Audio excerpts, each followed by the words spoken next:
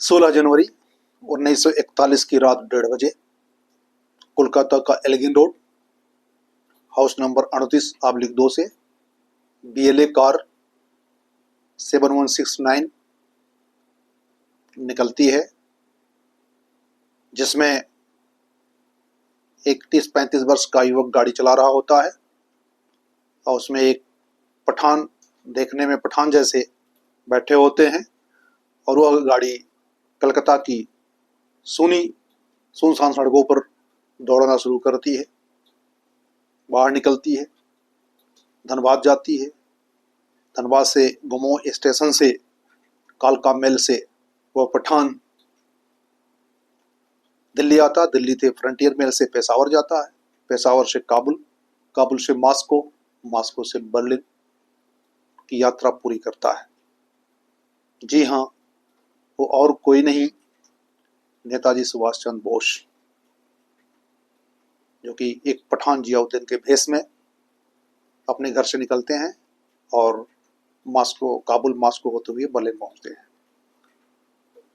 तो दोस्तों, आपका अक्षय राजगुरु ARG चैनल पर हार्दिक स्वागत एवं अभिनंदन है।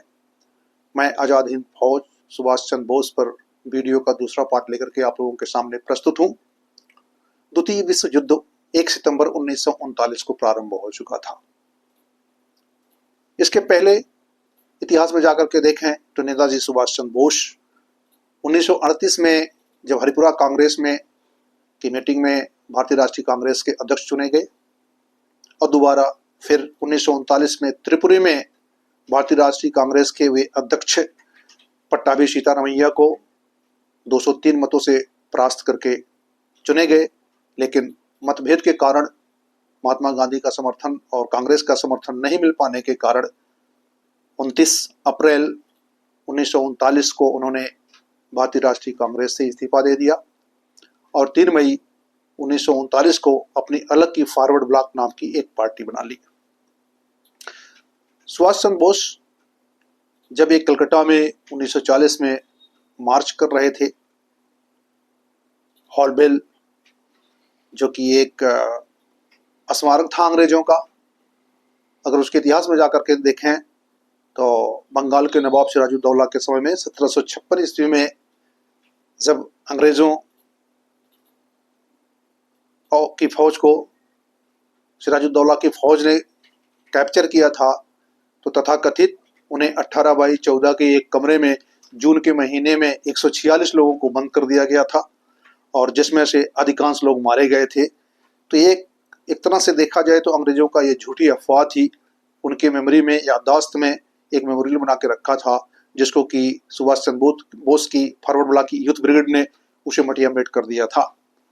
और 1940 ईस्वी में ही सुभाष चंद्र बोस रामगढ़ में किसान सभा के साथ मिलकर के एक मार्च निकाल रहे थे, उसी में उनको गिरफ्तार करके पब्लिक सिक्योरिटी अधिनियम के तहत, एक्ट के तहत उन्हें जेल में रख दिया गया था। तो सुभाष चंद्र बोस जेल में कैसे रहते, जबकि उनका ख्वाब बहुत ऊंचा था। उन्होंने आमरण अनशन जेल में किया और अंग्रेज डर गए कि कहीं ऐसा ना हो कि अगर इनके साथ कोई अनहोनी हो जाती है तो इतना लोकप्रिय नेता है, अंग्रेजों के लिए बहुत मुश्किल होगा। उन्होंने उन्हें घर में नजरबंद कर दिया। सुभाष चंद्र बोस उसको पता चल गया था कि आगे मुझे क्या करना है। उन्होंने द्वितीय विश्व युद्ध में जब एक तरफ एलॉय कंट्रीज थी अर्थात ब्रिटेन, फ्रांस, अमेरिका इत्यादि देश थे, दूसरी तरफ एक्सिस धुरी जो बनी हुई थी जिसमें रोम, बर्लिन, टोक्यो धुरी थी अर्थात इटली, जर्मनी और जापान एक ग्रुप में थे। विश्व युद्ध शुरू हो गया था।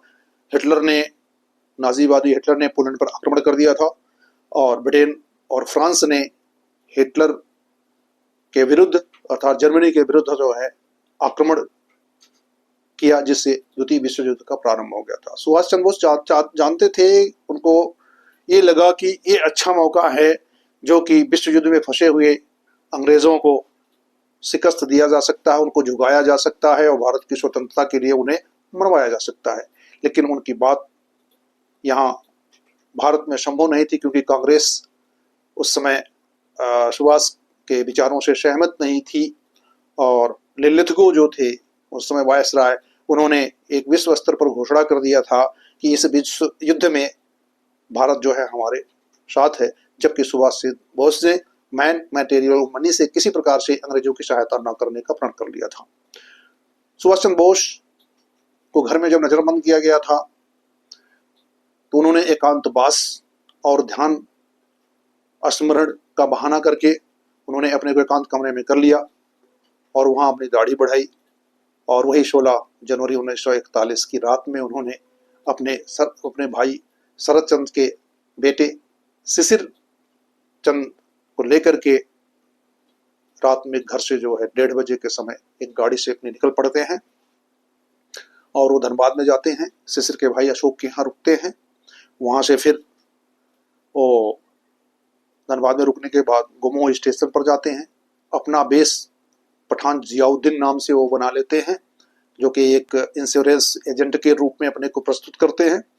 और गुमोह से कालका मेल पकड़ के दिल्ली आते हैं। दिल्ली से फ्रंटियर मेल पकड़ करके वो पेशावर जाते हैं।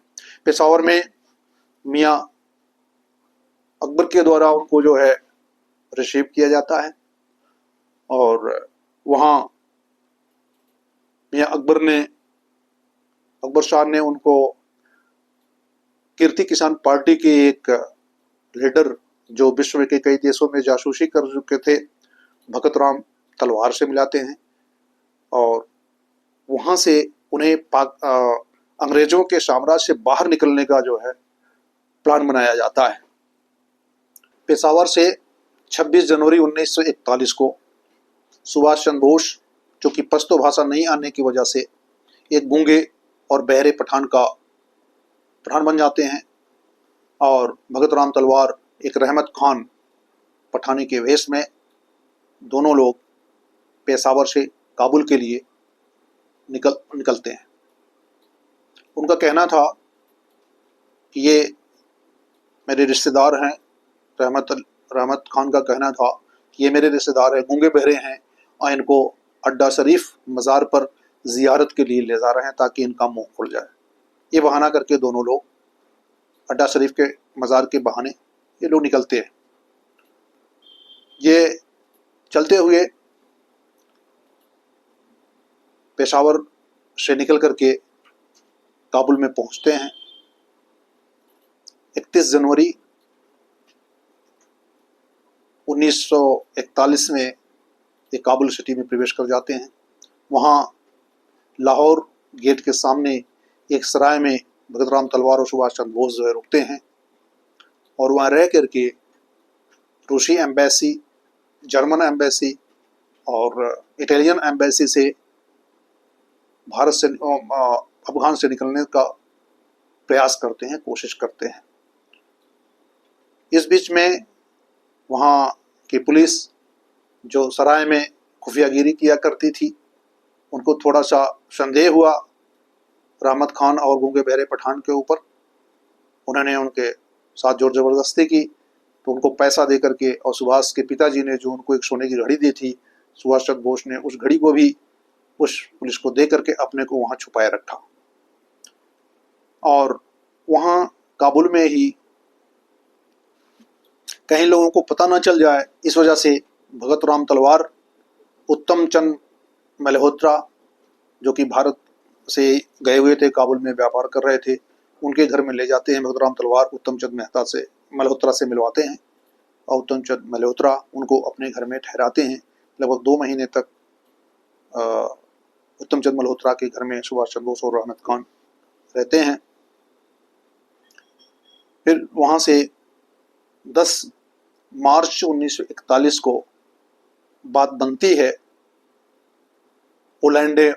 ओलैंडो मार्जोटा नाम से उनका पासपोर्ट बनाया जाता है, इटालियन नाम से, और वहाँ से वो एक जर्मन इंजीनियर के द्वारा एक जीप से हिंदू कुश पर्वत के दर्रों से होते हुए समरकंद अर्थात आगे बढ़ते हुए रूस के क्षेत्र में पहुंच जाते हैं, जहां से वो कार छोड़ देते हैं और वहाँ अपने साथी के साथ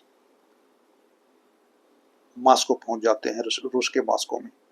मॉस्को में जो जर्मन की एम्बेसी थी, उसके मंत्री ने जर्मन के विदेश मंत्री को कोई सूचना दे दिया। सुभाष चंद्र बोस मॉस्को में जर्मन एम्बेसी में है। फिर वहाँ से 2 अप्रैल 1941 को सुभाष चंद्र बोस मॉस्को से बर्लिन अर्थात जर्मनी पहुंच जाते हैं। अब वहां सुभाष चंद्र बोस को पहुंच जाने के बाद उनके सामने यह था, अपना उद्देश्य पूरा करने के लिए उनको एक सेना चाहिए थी, एक अपना एक संगठन चाहिए था, और अपनी बातों को लोगों को तो प्रचारित और प्रसारित करने के लिए एक कोई मीडिया चाहिए था। सुभाष चंद्र बोस जर्मन के विदेश मंत्रालय में अपना एक मेमोरेंडम बना करके प्रस्तुत करते हैं और वहाँ इंडिया फ्री सेंटर की एक स्थापना करते हैं। एक इंडिया फ्री सेंटर और इंडियन लीजन, एक सैनिक संगठन बनाते इंडियन लीजन, और अपनी बात को लोगों को बताने के लिए एक आज़ाद हिंद रेडियो की स्थापना करते हैं। इंडिया फ्री सेंटर में एक सम्मेलन के दौरान वहाँ कुछ नियम बनाए जाते हैं। नियम यह होता है, जय हिंद का शब्द लिया जाता है कि एक दूसरे को मान सम्मान के लिए, एक मेल मिलाप के लिए जय हिंद शब्द का प्रयोग किया जाएगा। एक अपना ध्वज होगा जो ट्री कलर का अर्थात तिरंगा होगा। तिरंगा वही था जिसमें चरखे की जगह पर दहाड़ता हुआ चीते का फोटो था, और राष्ट्रगान जो है जनगण मन अधिनायक को स्वीकार किया गया, और सुभाष चंद्र बोस को जो है नेताजी करके संबोधित किया गया।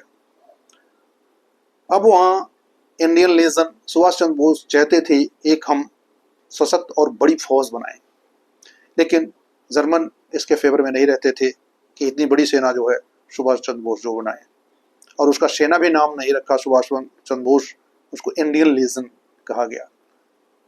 जो भी जर्मन के अधीन में ब्रिटिश तरफ से लड़ते हुए भारतीय सैनिक जो जर्मन के युद्धबंदी थे, उनको सुभाष चंद्र बोस ने मोटिवेट किया,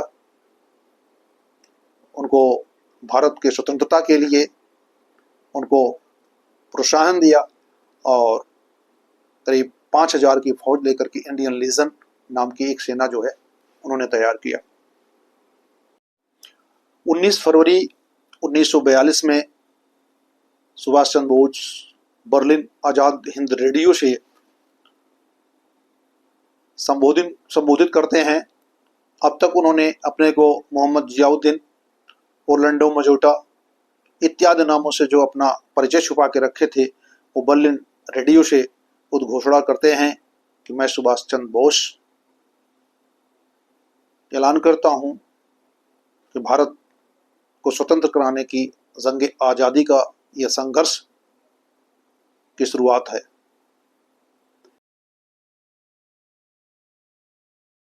बहनों और भाइयों, हमने जो आज़ादी की लड़ाई छेड़ रखी है उसे तब तक जारी रखना होगा जब तक हमें मुकम्मल आज़ादी हासिल न हो। दलादली, बहस मुबाहस और विभिन्न मतभेदों को भुलाकर विभिन्न दिशाओं में बिखरी सारी ताकत जितना शीघ्र हम केंद्रित कर सकेंगे, उतना ही जल्द हम आज़ादी इसी के उद्देश्य को पूरा करने के लिए उन्होंने मार्च 1942 में आज़ाद हिंद पत्रिका नाम से एक मैगजीन निकाला, जिसको कि जर्मनी में करीब 5000 प्रतियां लोगों को बीच में जो है बांटी गई। इस बीच में सुभाष चंद्र बोस को 29 मई 1942 ईस्वी में हिटलर से मिलवाया जाता है, मिलाने का प्रोग्राम बनता है। सुभाष चंद्र बोस अपना एक मेमोरेंडम तैयार करते हैं और हिटलर से मिलने के लिए जाते हैं। हिटलर से मिलने के बाद सुभाष चंद्र बोस चाहते थे कि हिटलर अपनी फौज लेकर के भारत पर आक्रमण करे, ब्रिटिश के खिलाफ में, और उसमें सुभाष चंद्र बोस अपनी फौज लेकर के मदद करेंगे। लेकिन हिटलर का विचार क्लियर नहीं था, और जैसा कि अगर 1925 में हिटलर की लिखी हुई बुक माइन कॉफ को देखा जाए, उसमें इंडियन फ्रीडम फाइटर्स को हिटलर ने एक एशियाटिक जगलर के रूप में जो है लिखा हुआ था उसमें। अर्थात वो एक तरह से भारत के स्वतंत्रता के विषय में, भारत स्वतंत्र हो इसके इस विषय पर वो बिल्कुल स्पष्ट उसकी विचारधारा नहीं थी। उन्हें माइन कॉफ में लिखा भी था कि ब्रिटिश, बेशक हम जर्मन नस्ल के हैं और ब्रिटिश दूसरी नस्ल के हैं, लेकिन फिर भी भारत पर ब्रिटिश के शासन को वो बुरा नहीं मानता था। हिटलर की मुलाकात के बाद और सुभाष चंद्र बोस संतुष्ट नहीं हुए और उन्होंने मन बनाया कि अब जर्मनी में रह करके भारत को स्वतंत्र करने के लिए मेरा प्लान संभव नहीं हो सकता है। इसी बीच में 21 जून 1942 को हिटलर ने रूस के खिलाफ भी युद्ध की घोषणा कर देता है, रूस पर आक्रमण कर देता है। अब सुभाष चंद्र बोस के लिए जर्मन में रह करके अपने उद्देश्यों को पाना असंभव था। सुभाष चंद्र बोस ने वहां इंडियन लीजन की कमान एसएन नामबियार को सौंप करके 8 फरवरी 1943 ईस्वी को जर्मन के कील बंदरगाह से U-180 पनडुब्बी में अपने दोस्त आबिद हसन शफरानी के साथ जापान के लिए निकल पड़ते हैं। जर्मन पनडुब्बी उनको लेकर के दक्षिण अफ्रीका, हिंद महासागर के दक्षिण अफ्रीका मेडागास्कर की तरफ बढ़ती है और वहां जर्मन पनडुब्बी से जापानी पनडुब्बी में सुभाष चंद्र बोस को ट्रांसफर किया जाता है। एक छोटी सी नौका में वो समुद्र को तैर करके जर्मन पनडुब्बी से U-180 से जापानी पनडुब्बी में जाते हैं। यह पहली बार था जबकि कोई भारतीय पनडुब्बी में बैठ करके यात्रा किया था और ये पूरे विश्व युद्ध की ये घटना थी, पहली घटना थी जब एक पनडुब्बी से दूसरी पनडुब्बी में किसी को ट्रांसफर कर दिया गया था। उस समय सुभाष चंद्र बोस ने अपना वेश एक बार फिर बदला, मत्सुदा नाम से यह कार्रवाई उन्होंने किया। फिर जापानी पनडुब्बी में वो इंडोनेशिया के पदान में पहुंचते हैं और पदान से फिर बाई एयर वो जापान के टोक्यो 16 मई 1943 को पहुंचते हैं। दोस्तों, ये वीडियो लंबा हो रहा है और अगले पार्ट सुभाष चंद्र बोस का जापान में जाना, वहां के प्रधानमंत्री से मिलना, तोजो से मिलना और आजाद हिंद फौज की कमान संभालना और भारत पर जापानी सहयोग से, जापानी फौजों से, असलहों से अपनी सुसज्जित सेना लेकर के भारत पर आक्रमण करने का जो प्रयास है, अगले वीडियो में लेकर के हम आप लोगों के समक्ष प्रस्तुत होंगे। तब तक के लिए धन्यवाद। जय हिंद, जय भारत।